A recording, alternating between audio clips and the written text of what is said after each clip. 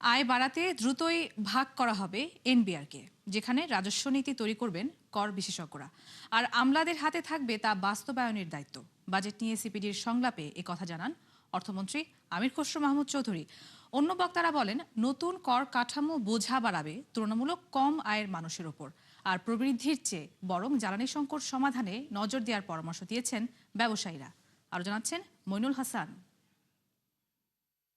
প্রস্তাবিত বাজেটের সম্পদ নতুন বাজেটে মাত্র 25,000 টাকা বাড়িয়ে 4.25 লাখ টাকা করমুক্ত আয়সীমা প্রস্তাব করেন অর্থমন্ত্রী, যেখানে সর্বনিম্ন 5% করহার স্তর তুলে দিয়ে নির্ধারণ করা হয় 10%। হাইলাইট করেছেন প্রস্তাবিত বাজেট নিয়ে আয়োজিত অনুষ্ঠানে বেসরকারি গবেষণা সংস্থা সিপিডি জানায়, নতুন কর কাঠামোয় 30 লাখ টাকার বেশি আয়কর দেন এমন ব্যক্তিদের তুলনায় কম আয়ের মানুষের উপর করের চাপ বাড়বে, যা কর ব্যবস্থার ন্যায্যতা বিরোধী। একই সাথে বার্ষিক উন্নয়ন কর্মসূচিতে 74,000 কোটি টাকা থোক বরাদ্দের ব্যয় নিয়েও প্রশ্ন তোলে সংস্থাটি। Lower income groups bear a higher tax burden increase compared to those who are earning over 30 lakhs.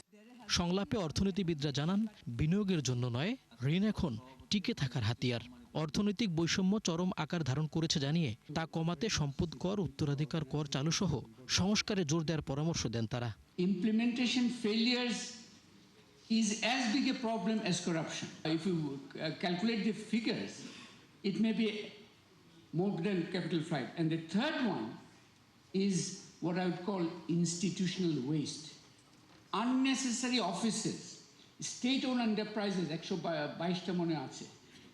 only 37 are in a way functioning. 22 are non-functioning. In this budget, I mean, there have been issues of tax reforms and other things, but in my view, a properly designed wealth tax is very much needed for the country. We need to move towards a system where some kind of inheritance taxation should be brought in place in order to tackle this growing inequality. Otherwise, আর ব্যবসায়ীরা বলেন, প্রবৃদ্ধি নয়, বরং টিকে থাকতে বিদ্যমান কারখানা সচল রাখার দিকে নজর দেওয়া জরুরি। And for that, energy is the biggest headache, and we cannot see the real plan of actions, how they're gonna ensure the existing energy.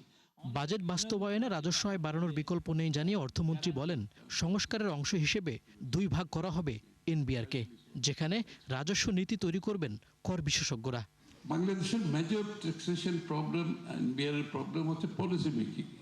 If you get that right to start with, only 50% problem is solved.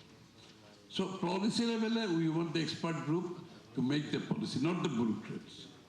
The expert group will make the policy. Bureaucrats' job is to execute it. So we are bifurcating this, and hopefully it will work again. Gas বিদ্যুৎকে প্রধান সমস্যা উল্লেখ করে অর্থমন্ত্রী বলেন, অন্তত 1.5 বছর লাগবে এসব সমাধানে। ওভারঅল সিচুয়েশন যেটা, আমাদেরকে 2 বছর সময় দিতে হবে।